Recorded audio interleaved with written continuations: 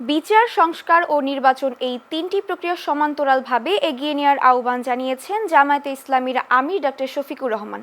তিনি বলেন, এর ব্যত্যয় ঘটলে আবারও জাতীয় বিপর্যয় ঘটতে পারে। আজ রাজধানীতে জাতিসংঘ মানবাধিকার সংস্থার আয়োজনে জুলাই স্মরণ সভায় দেয়া বক্তব্যে তিনি এইসব কথা বলেন। জামায়াত আমির বলেন, শহীদ পরিবারের সদস্যরা কোনো বিচার না দেখে নির্বাচনে আগ্রহী নন। তাদের বক্তব্য, যারা জঘন্য অপরাধ করেছে তাদের মধ্যে অন্তত কয়েকজনের বিচার নিশ্চিত করতে হবে।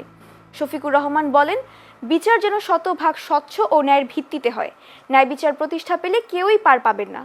এই প্রক্রিয়ায় দলের পক্ষ থেকে পূর্ণ সহযোগিতার আশ্বাস দেন জামায়াত আমির।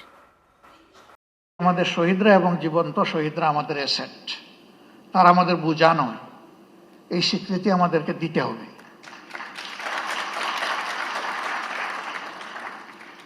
আমাদের সম্পদকে মুখে নয়, বাস্তবেই সম্মান দেখাতে হবে। সরকার এবং জাতির পক্ষ থেকে সেটা যেন নিশ্চিত করা হয়।